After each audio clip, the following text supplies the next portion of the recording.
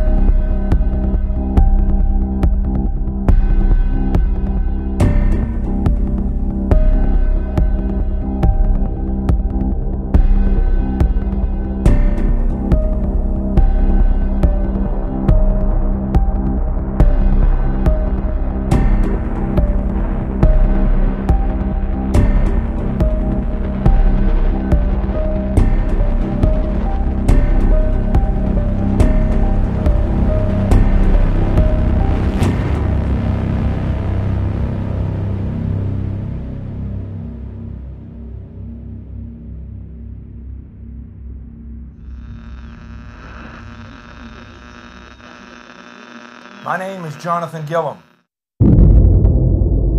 And this is The Experts.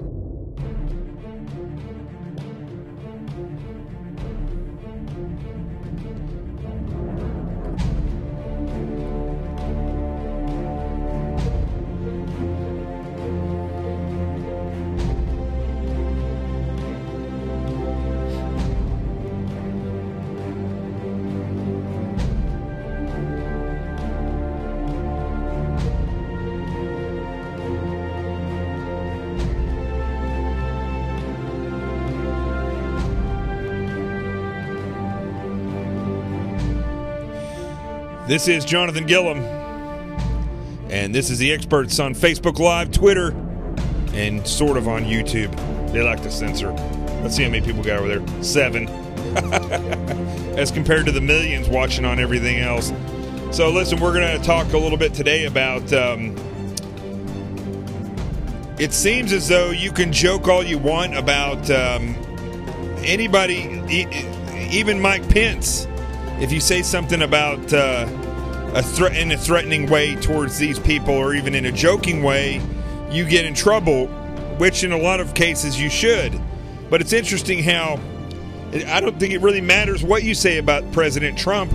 Doesn't seem like there's any big investigations going on by any Secret Service individuals or judges throwing people in jail, like when Madonna said she thought about blowing up the White House. What happened with that? Nothing. Now, I'm not taking up for this knucklehead that I'm going to talk about in a second, but I find it very interesting. Let's get started. How many of you are prepared for an incident like this? Get my new book, Sheep No More, The Art of Awareness and Attack Survival, and I will teach you to think like an attacker so you can truly defend yourself. Don't just react, act. Available for pre-order now on Amazon and Barnes & Noble. Sheep No More. Get it.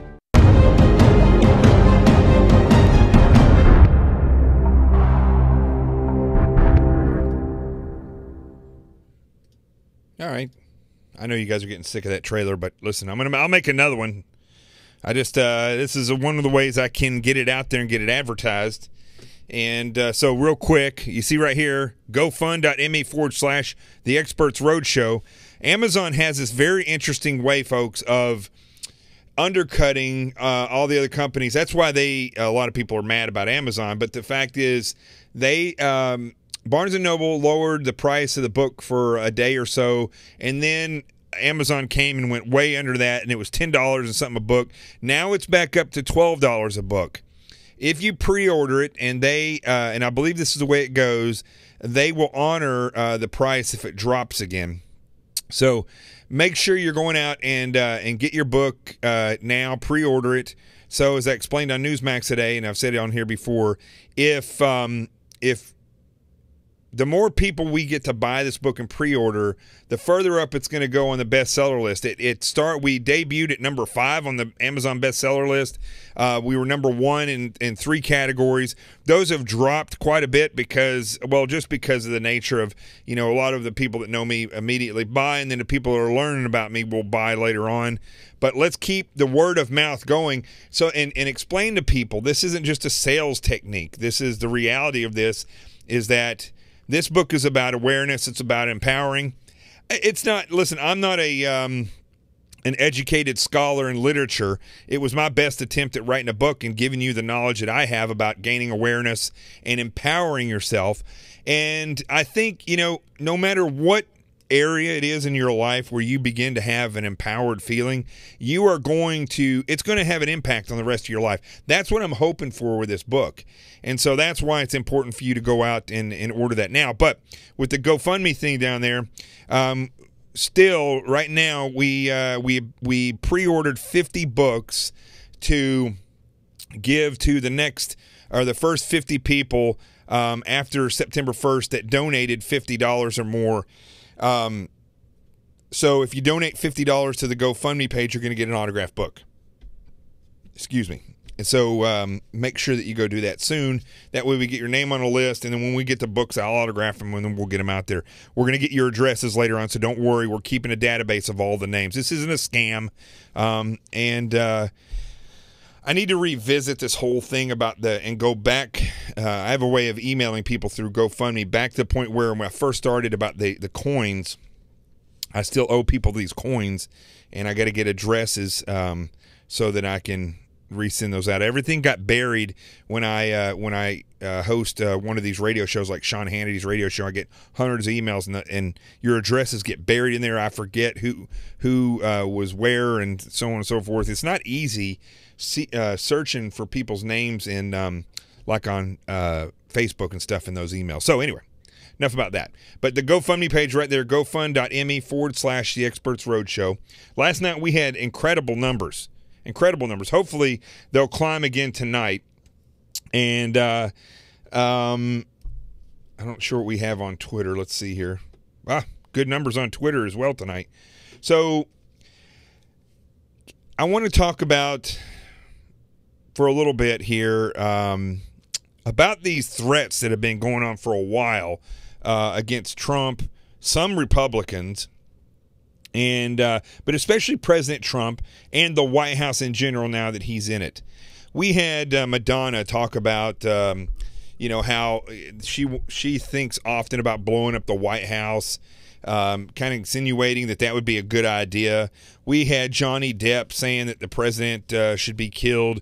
We got over here in Central Park where they had Shakespeare in the park, and it was a mock assassination of the president. These things go on and on. Kathy Griffin holding up the head of the president. These are all insinuations of and support, showing support for assassination of the president, something that Secret Service should take very, very seriously. But for some strange reason, these threats don't seem to make their way to a judge or to any type of in-depth Secret Service investigation yet. And I'm not taking up for this guy by any means, but this guy, Martin Shkreli, you'll remember him. He's the guy, you see his face right there. He's the guy who raised the price on AIDS drugs something like 3,000%. And when he took over as the CEO of this drug company, I mean, the guy is obviously, look, I'm not a psychologist. I'm not going to make the mistake that other psychologists, and I'm not a psychologist, I have a degree in psychology, but that these clinical psychologists make when they're saying that Donald Trump is this or Donald Trump is that, making a diagnosis of somebody without ever interviewing the person or sitting down with them personally, just going off by the image that they get on TV, which is completely unprofessional, and then going out and advertising that and actually saying that out in public. It is disgustingly unprofessional and really almost borderline a HIPAA law violation when they're going out and if not HIPAA, I don't know, it's something where they're using their professional status to go out and say that somebody is this specific way when they really don't have the evidence to say that, you know. But anyway, regardless of that, this guy, even though he's a weirdo, I mean, there's no doubt about it. That's my word of the week. Martin Shkreli, he was in jail or in court already for, let's see what it is, a white collar crime. He's been out on a $5 million bond since being convicted last month of 2 counts of securities fraud, and 1 count of conspiracy to commit securities fraud.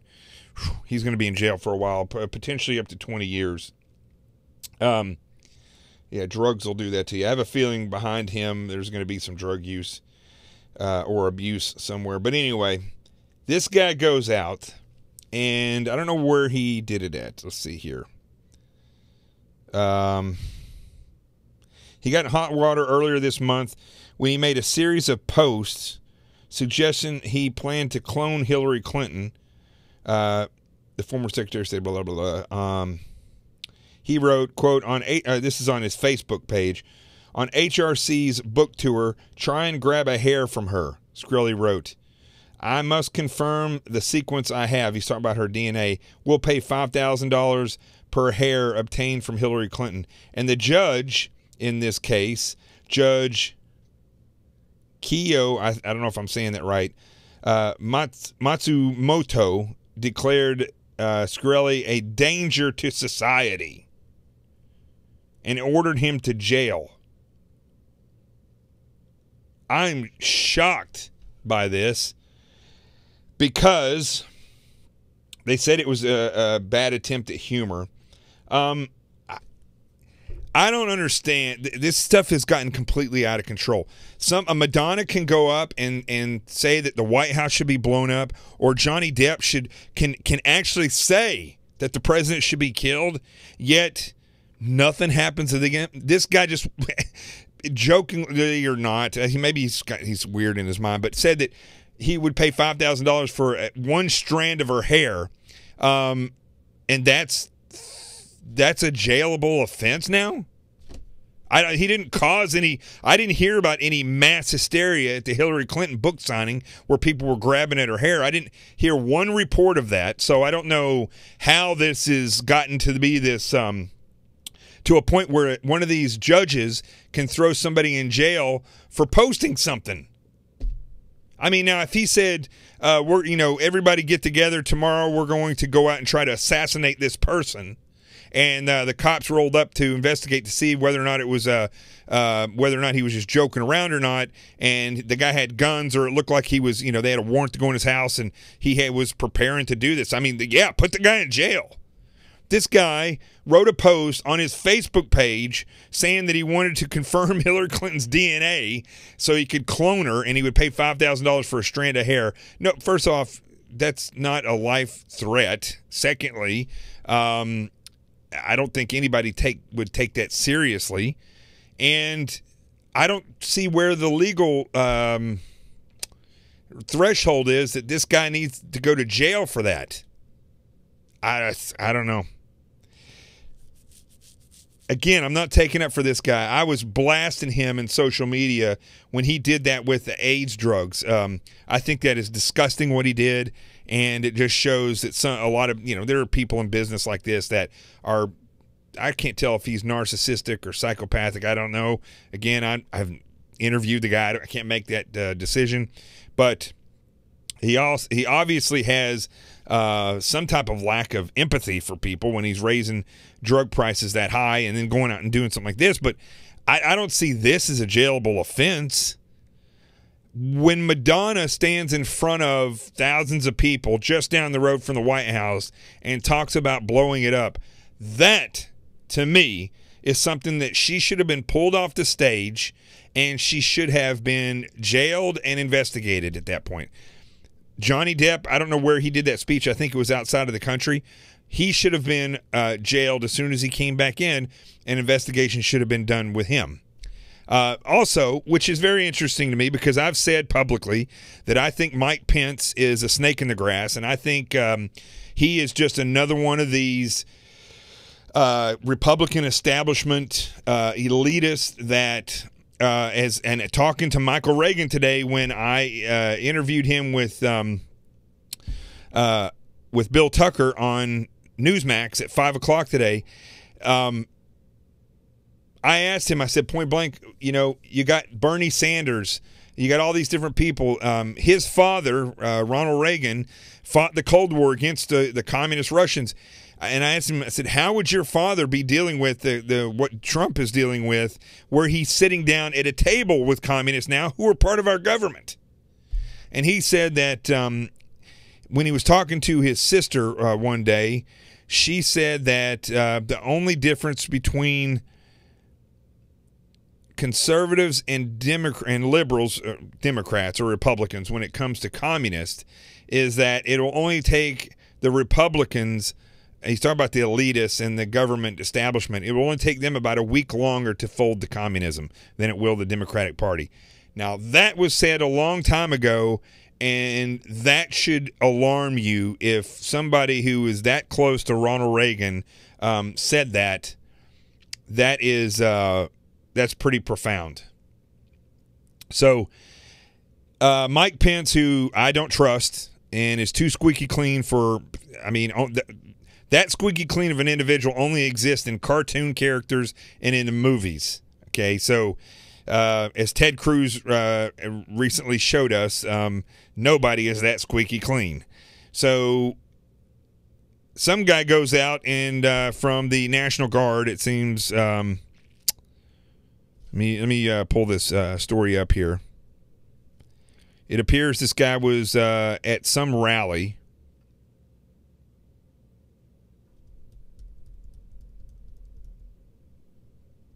Oh, pulled the wrong one up. Hold on.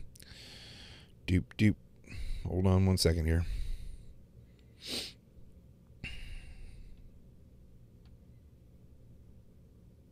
Got to scroll back through here.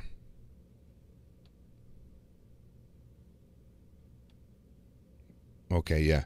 It was a National Guardsman jailed after threatening to kill Vice President Pence, police say, and that was in Pennsylvania. He's in jail facing charges after police said he threatened to kill Vice President Mike Pence, who spoke Monday during the anniversary of Flight 93 ceremony in Shanksville.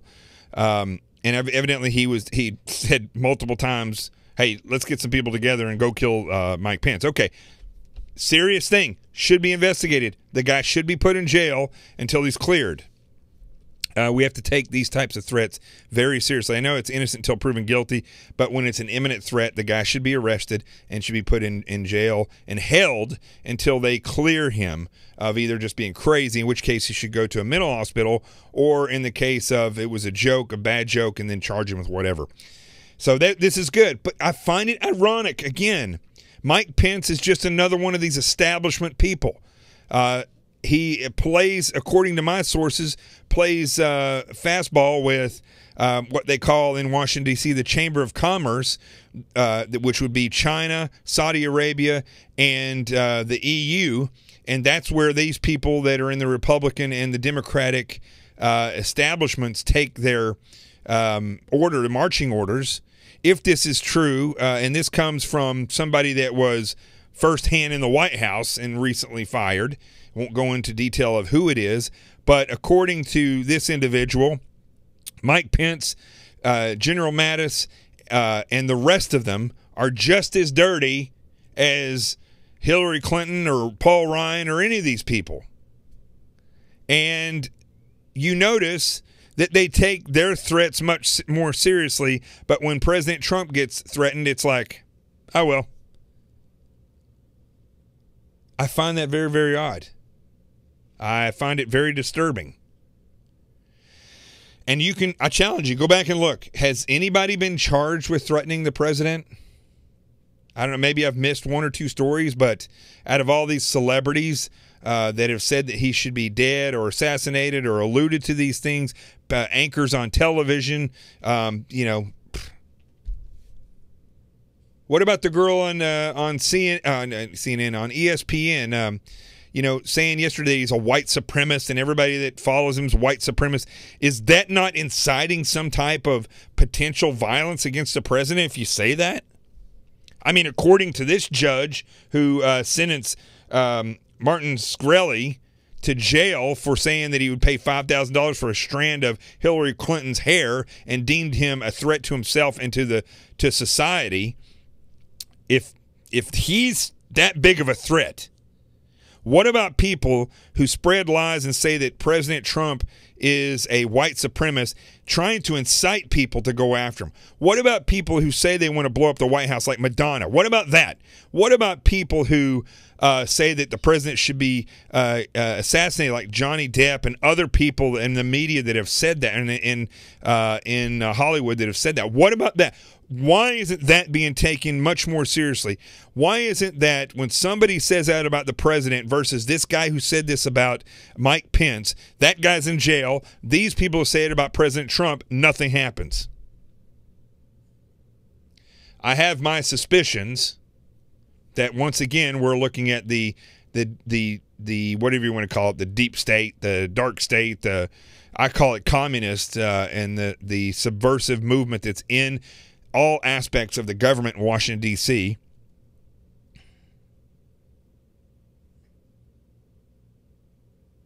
That's what I think.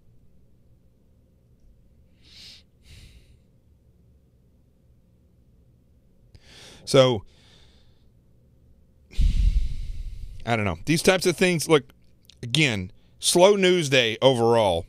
But when I see 3 different reports of stuff happening and I see nothing coming from it because it has nothing to do with President Trump. In other words, President Trump wasn't the one that was threatened. These other people were, so these people are in jail. I mean, think about this, folks. This guy says he wants to pay $5,000 for hair. He's in jail. This guy threatens Mike Pence. He's in jail.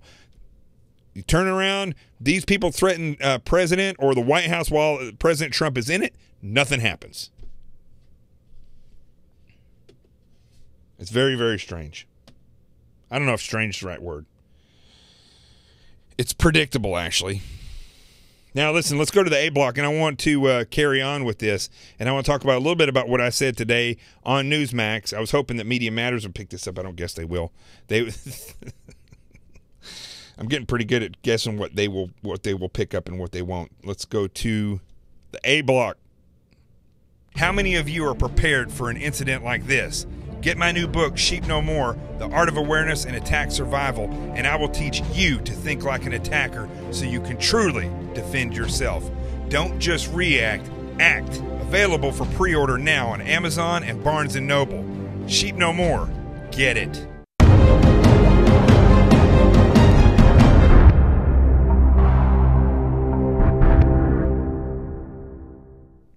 All right, I got to find it here. I got to loop it up. This is from today on Newsmax. Let's see here. It was a great show, by the way. Bill Tucker's such a professional. I think this is it right here. So let's pull this up. Let me plug this in.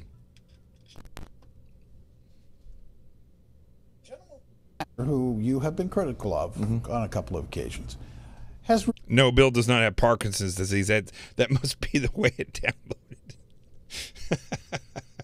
I hope he's watching this. refused to designate Hezbollah as a terrorist group. If they don't fit the definition of a terrorist group. So basically what it is, out of a paper in Israel, we'll say what it is in a minute, but they are reporting that McMaster refused in a meeting to call Hezbollah a terrorist organization. I really don't know who does. Why would he refuse to do that, and what is your thought about that? Well, okay, let's break this down real quick. Here, first and foremost, in order to defeat an enemy, you must name the enemy. Right. We've never even named the enemy. Even when they're calling it radical Islam, the reality is it's fundamental Islam. You can't get around it. It's the same Islam that Muhammad practiced 1,400 years ago. I've had this conversation with Oz before. Kind of disagrees with me, Oz Sultan, that's been on this program, but it's the facts. And if you look at the foundation of any religion, they're going to have certain things in which they do and characteristics of it. It's fundamental Islam. Name it. First thing. Second thing is that the president must stand where he stood when he was getting elected. And one of the things that he's done, when he said he knew more than the generals, he was insinuating that he was not a politician and they are. And he knows more, because he's open to other things. This right here, I'm hoping that you can see this picture. This is General McMaster. No, I know we have the same haircut. This is one of the biggest national security threats in this country, is this man right here. Now take that to heart, America, because the reality is, right now, this man running the National Security Council refuses to name terrorist groups and to name an enemy that we need to fight. Well said. There you go. It's the first time I've ever, well, I didn't interview myself, but so what I'm saying there is that General McMaster himself is a national security threat. Same thing with Hillary Clinton. Same thing with James Comey. Same thing with, really, quite frankly, I'm going to be honest with you, the majority of people in Washington, D.C., they are national security threats to this country. Now, how do I determine them as being a national security threat? Well, let's see. If I was going to go out and perform espionage and steal secrets and release those secrets, okay, that you are creating a national security injury. This is the way, and I want people to understand this so you can, maybe this will help you understand the level at what these people are injuring our national security. Classification of information is determined by the injury it can have to the security of this country. So let's say something is confidential. It's classified confidential, right? That's about as low as you can go. There is also for law enforcement only, which is pretty close to confidential. And then it bumps up to secret from there.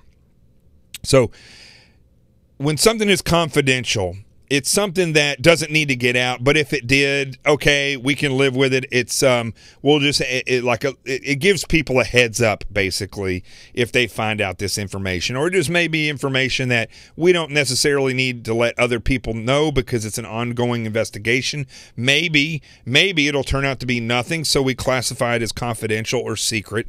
That way, those people don't get injured. But when we're talking about national security, when something bumps up to the level of secret, now you're talking about something that could be crucial to an investigation. And that overall investigation could have a severe impact if it is hampered. It could have to do with a potential terrorist. So that we get information from somebody who says this individual said they want to do something bad to the United States. Okay, that gets classified as secret. That gets classified as secret.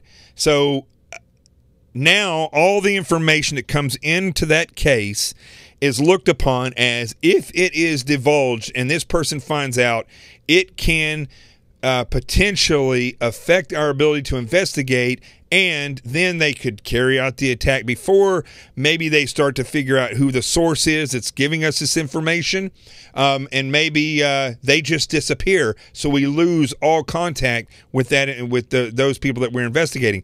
That in and of itself is an injury to the national security of this country, because now it creates a big black hole where we used to have somewhat of a picture of who the threat may be. Well, when you step that up to top secret, now you're looking at information that, if it's divulged, could have an imminent threat to this country's national security. Maybe it's not imminent, but it could have a long-term detrimental effect to the national security of this country. People could die as a result of the information being let out. Other countries could change their policies, which would gravely affect our investigative skills and other people that are threatening us. Also, on a financial status, when it comes to putting out or industrial espionage, you could literally crumble a company, a big company in the United States, if espionage was performed. Like, let's say we're doing a case on somebody, and that information, if it gets out, could injure that company, which could ultimately injure this country. Also, the movement, for instance, of assets in the field of presidents and congressmen and individuals like that, they could be killed. But when you get into the other point where it's top secret SCI, that's secret compartmentalized information, now you're looking at stuff that is so serious that, let's say this is the whole case. This is the pie of what the case is all about. And when it's top secret compartmentalized information, then if you don't work in this environment, you don't know about that. You could have access to all these parts of this case. It's, right? You've got access, and you know all these different things because you're overseeing it. If you don't need to know this, you're not going to know it. And the information is compartmentalized, because then it's an extra layer of protection. Whereas if this person is a spy, then they're not going to be able to get to this information, because if they don't have a reason to know it, they're not going to know it. Well, when you look at people, now I hope that it helps explain a little bit in common terms the importance of information, information collection, storing of information, and the protection of information. When you have people like Hillary Clinton, James Comey, General McMaster, General Kelly, General Mattis, when you have individuals that were up there before, Reince Priebus, Susan Rice, who McMaster gave her clearance back to her for some strange reason. When you have people like Ben Rhodes, who was in the last administration that was part of the National Security Council with zero experience in the protection of information and zero experience in actually anything that has to do with operational experience in any of the fields in which this jerk was part of managing. He basically was just there to make political decisions, but was given all this information. Now you start to see how dangerous it is. Hillary Clinton, James Comey, McMaster, and all the rest of them, these are political appointees that they don't go through an academy, maybe McMaster and Mattis and Kelly, but if they're not a general, they don't go through an academy. They raise their hand and swear to protect this information, but if they don't have it in their heart and they're not dedicated to the protection of the country, what makes you think they're going to protect this information? Especially when there's no punishment, as we've seen, for high-level individuals that leak stuff or that keep servers in their homes where top secret compartmentalized information was flowing through those servers of the Clintons. Lois Lerner, one of the most classified things you can ever work with is people's tax information. Now, I don't even remember if it's termed classified, but I do know that when I was on the criminal side of the house, not even on the counterterrorism side of the house in the FBI, I was on the criminal side of the house, and we had a case that ran up, and I don't remember because it wasn't my case, but it ran into a point where it had to do with taxes.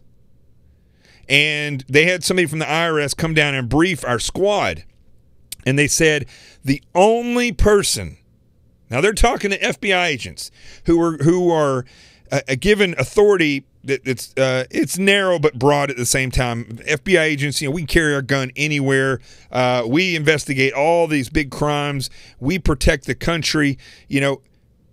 We were told that if only 2 people, not even the supervisor of the squad, could see the tax information, and if they found out somehow, some way, that information was shared with any other agent in the squad, we would all be charged with a crime, and that included jail time. That's how serious they take this tax information. So when you see somebody like Lois Lerner, who's playing fastball with all these different groups that are trying to, these conservative groups that were trying to get a tax-exempt status for their nonprofits, and they're playing fast and loose with that information. Imagine, folks, if they are willing in that environment to put politics to put politics ahead of protection of that information. You can only imagine what they would do with information for terrorist groups, for information about their opponents in a political race that I'm sure they collect. They do the same things that they used to condemn J. Edgar Hoover about. These politicians do the same thing. They use the CIA and the FBI and all these other groups to collect their information on people that are going to be opponents of theirs. True. It is true. And nothing happens to them. And so that in itself, unchecked power like these people have, is of itself a national security threat. Lois Lerner, that weirdo that looks like a snake that's in charge of the IRS now, I don't remember what his name is, national security threat. James Comey, leaked information, and all these people, cracks me up. These people have never been in the government. They say, well, there was nothing classified in that information. The sheer fact that that was a government memo means that it is, especially coming from the director, most likely, whether or not it had a classification at all doesn't really matter, because that's government information, and that is not to be leaked to the press. That is against the law. Now, I'm assuming that the majority of information that comes out of in official capacity that comes out of the director's office is going to be classified to an extent. He broke the law. Leaking is you are breaking a law when you leak information, government information. Same thing when you go and you destroy government property, and then you don't turn it over to the security elements that work for the government that are strictly there to destroy and get rid of this stuff. You think that the head of the State Department, the Secretary of State, on her BlackBerry, 16 BlackBerries that disappeared, that there was not classified, top secret SCI information on those? I can guarantee you there was. Guarantee you. Because anytime they were talking about these special projects that they do, and these special projects, while I'm not going to go into detail about what they are, but I can kind of give you an idea of the importance of these things. When they say special projects and the national security programs that she was read into, just know this. Those are programs that if the information is divulged and it gets to the wrong people, there will be people die because of it. That's how, or even not even worse than that, but it will put it could put our troops, it could put contractors that are out on the field, it could put Department of State individuals, and who knows who else, people in other governments at risk of being killed. And it can completely destroy our forward movement in certain cases. So when we look at what the Clintons have done, when we look at what James Comey did, the fact that he wouldn't go after these people and charge them for national security violations for espionage is beyond me. Is it treason? Rick Unger and I kind of disagree in this, saying that it needs to be at wartime. I think we are at war. We've had another country declare war on us, so just because of politics, we haven't declared war, because they say you can't declare war on an ideology. I believe you can, because it's an ideology that clearly shows itself, clearly states its intentions. It's more than an ideology. It's really it's really a group of people that just don't have a uniform, and they are broader than a country's borders. That's a whole nother story, but James Comey, Hillary Clinton, McMaster, who refuses to name the enemy and leads the president away from the truth, that is apologetic to Islamic terrorist groups, and that goes in and purposely fires people specifically because they understand and they are pushing for the recognition of these Islamic groups as terrorists. And McMaster refuses to name these groups because he's an apologist, because he's in bed with the Muslim Brotherhood, somebody who obviously has worked with the Clintons and and the Obama administration to do who knows what. That is somebody who is a national security threat. How much he himself has injured the national security, I'm not sure, but I do know that he is a national security threat and he should be fired. Now, I'm getting reports from people, sources of mine, saying that the DOD, I want to say this correctly. Stand by.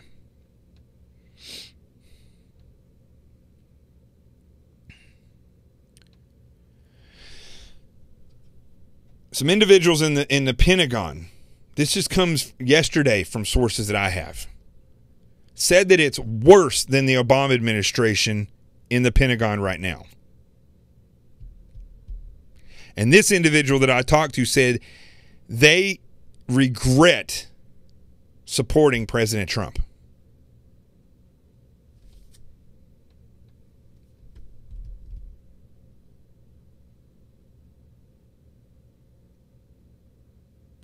And the individual also said that this is coming straight from somebody that I know very well, that's in the know. He said, this guy was elected to turn the bus before we went off the cliff. My sense is that we are going to go over the cliff. Now, one of these days this week, I want to go over the, I thought I was going to do it today, but the Stephen Bannon interview for 60 Minutes. One thing I will say before I get out of here today about Steve Bannon interview is that, listen, when I go to war with somebody, I stand behind them. I could have an officer. I was an officer. I know the reality of managing SEALs. It's a very difficult job. You got the rock stars of the Special Forces community who are incredibly well trained at anything they do, and managing them is it's not like herding cats. It's like herding lions. And I can understand the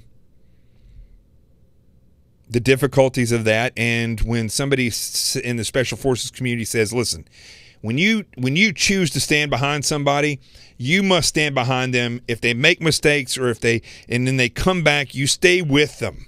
All right? That's absolutely true. That's the oath that we take, not just to the Constitution, but to each other in the military. And by and large in law enforcement, I would think.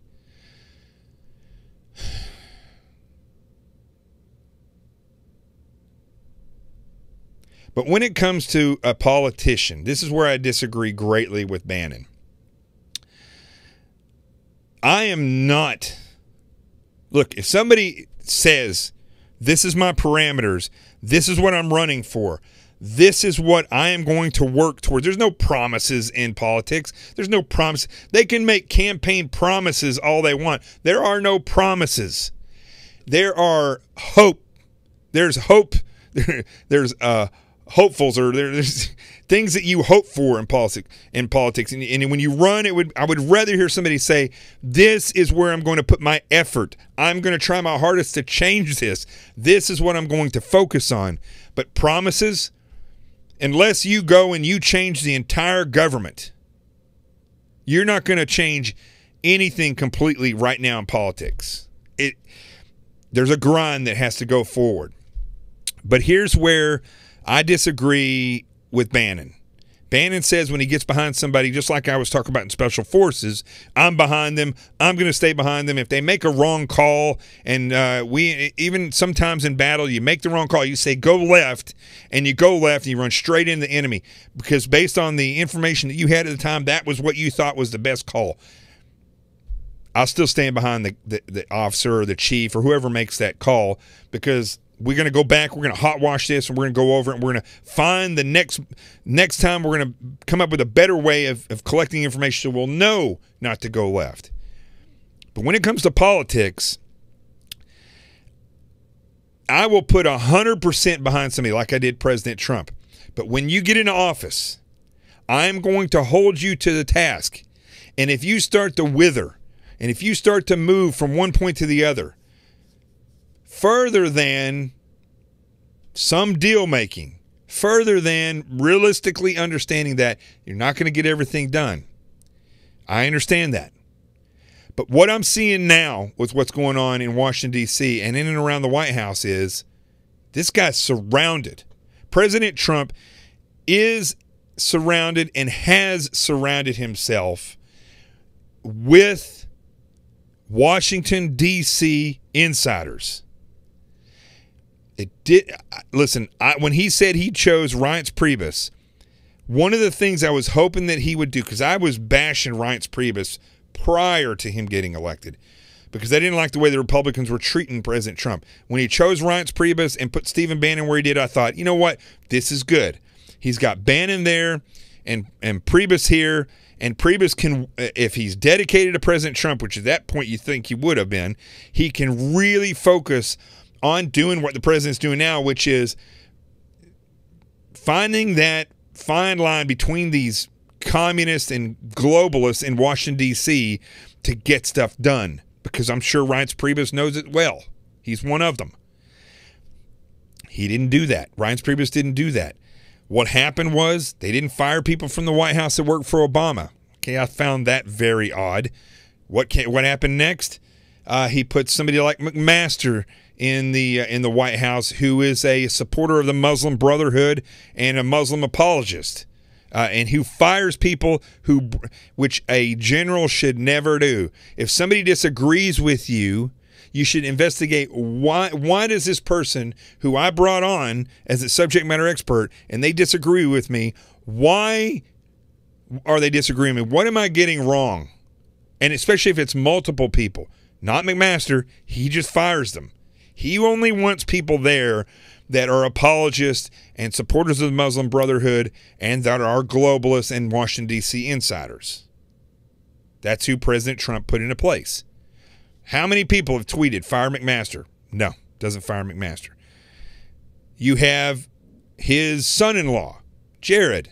He's a globalist. He's a liberal. He's a staunch liberal. He's a friend of George Soros, and he's in the White House with him. I will not stand behind somebody 100% blindly.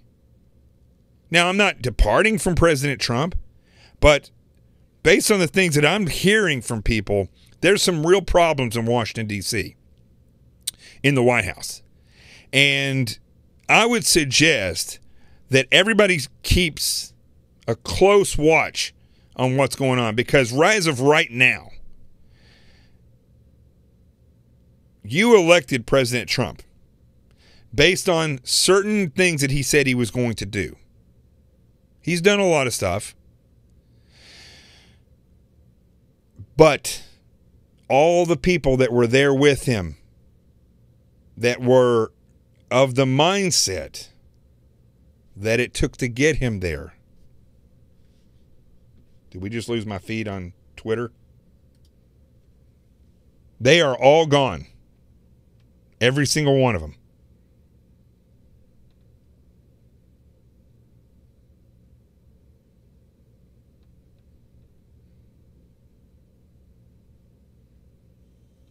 Nope, still on there. Stand by. All right, good. For some reason, we lost it on here on my computer. So,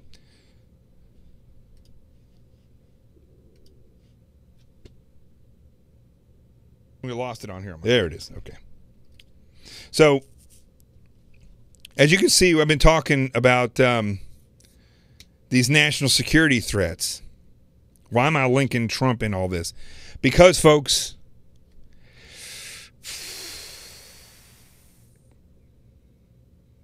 things are not looking good on the national security front. Things are not looking good when it comes to, I'm looking at the threats that are being made to all these other politicians. They go to jail. I'm looking at the threats made to Trump. Nothing happens. This is what I think is happening. I may be completely wrong with this. I was not wrong. For a couple of years, I've been talking about communism on the rise. I was not wrong about that. I've been talking about it ever since I did this show. That has become more and more prevalent, I think, to everybody.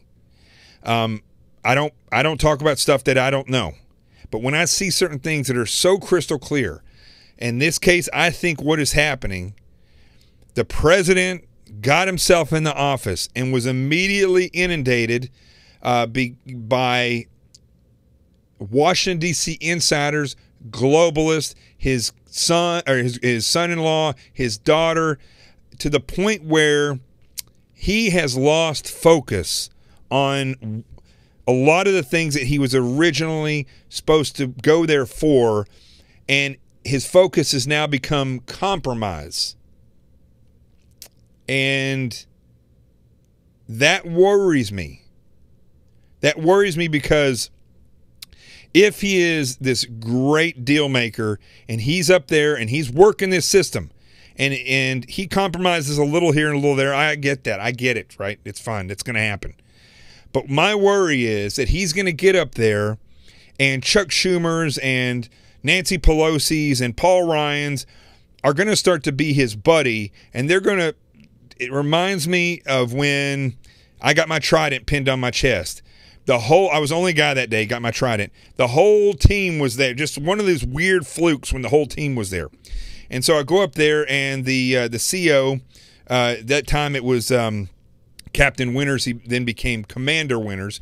Admiral Winters. Sorry, sir. He went from captain to admiral after I left. But so he's there, and then the command master chief was there, and then the whole team was in.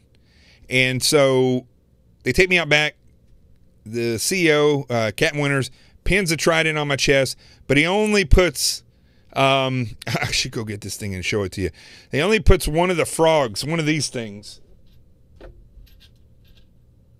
He only puts one of these clamps. You know, these little things that you put on your on the back of your pins. He only puts one of those on.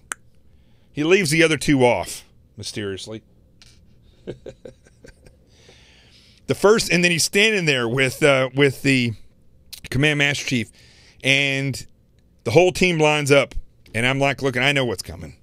So the first couple of guys walk up, and they're looking at me, and they're looking at the CEO, because this commanding officer of the team is right there, and the command master chief, and so they chicken out, and they just shake my hand. They say, "Good job, sir," and they kind of give the trident a tap. And I think this was Etchi Garuga, who was in has been in some of the movies from the Transformer movies. He's one of the operators in that movie. He walks up and he looks over and he says, "Master Chief, Captain," and he looks at me. He says, "Congratulations, sir." You reach out to shake his hand, and he goes, wham, and just nails me right there, implants that trident right in my chest. And the command master chief goes, "Sir," he looks at the captain. He says, "Sir, I got to talk to you about something." He puts his arm around him and takes him, and they walk off. I got the whole team right there. boom, boom, boom. That's what I think is happening right now.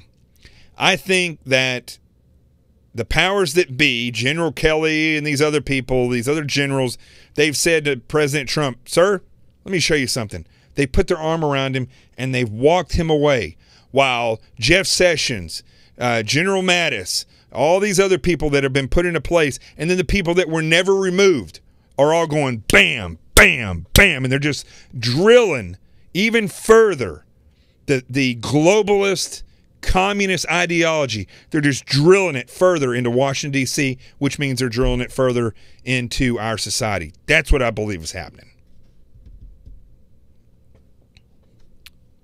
Let me know if you agree with that or not.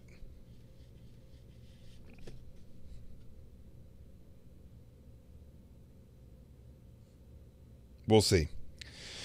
All right, I'm going to close the show up. And I can't figure out why it would look like we had Parkinson's disease on there, but I can assure you we don't. So let's go ahead and I'm going to go to the truth zone now. How many of you are prepared for an incident like this? Get my new book, Sheep No More, The Art of Awareness and Attack Survival, and I will teach you to think like an attacker so you can truly defend yourself.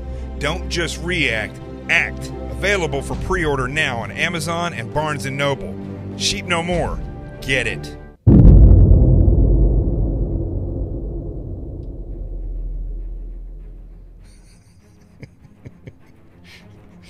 I got too many things going on, like all over the place. All right. Tell everybody about this show, folks. Some nights it's great. Some nights it's a little rocky. But every show that I do, you're going to get some truth out of it. I truly believe, and I think there's plenty of evidence here, folks. This has been a calling from God to have this. The way this has transpired, the way I got the soundproofing, the way, I got all this stuff donated. The fact that right there below me, gofund.me/The Experts Roadshow, the fact that this show has been funded by you all, and that it has allowed me to do this, and then go to other shows and push people over here from other networks. There is no doubt in my mind that I am where I'm supposed to be, as uncomfortable as it is. Hopefully this will lead to a network show or to some type of radio show or something where we can spread this out. Or maybe we can just learn to figure out how to grow this even further in social media. I mean, I'm looking right now at all the different places where this is broadcasting. It's pretty phenomenal when you think about it. Last night when we got off, we had 7.5 thousand views. Reached 90,000. We've reached up to 1 million. Changed at 8 o'clock. Things have changed. But here's what I want you to take away from this, folks. I'm here to explain things to you that you may not understand so that you can better see the reality of what's happening in Washington, D.C. You may not agree with all my theories, but when I give you analysis to help you have understanding of, for instance, the importance of national security, that is what you should pay close attention to. Once you get that, and once you have that understanding, then you can start to look at my theories and say, maybe he's kind of right, or maybe he's right, but he's wrong in this place. But see, that's the important part, folks. Don't just come on this show and go on to the different chats and say, this guy's an idiot, he doesn't know what he's talking about, because that's not true. I wouldn't be here if that was true. I made a name for myself in the news by sticking to the truth. And unfortunately, that's actually kept me off of some major networks because they don't like the truth. They like their narratives. And when you come in there and you stick with the truth, they will do their best to push you right on along. The same thing will happen to you. The same thing happens to the truth. I give you these, it comes out, and I realize that people need to know this. For instance, when I was on Newsmax today and I was talking to Bill Tucker, and they kept talking about single-payer health care. I know a lot of people that just do not know what they mean when they say single payer. People think, does that mean I have to pay for my own? What does that mean? It means that the government will be the only insurer, like Medicaid or Medicare. That makes a huge difference in your understanding, and that's what this show is all about. That's the things that you need to take away from. The more you visit this show, the more you'll see. Like when I went to Ranger School after SEAL training, I could ignore the yelling and focus on what the instructors were trying to teach us. And I think if you watch this show, if you partake in the chat, and then you go watch TV or you hear what these politicians say, you will see the truth. And the other stuff, the other clutter, it'll just go away. I'm Jonathan Gillum. That's Rico. I'll see you tomorrow right here, 8 p.m. on The Experts. The truth has arrived.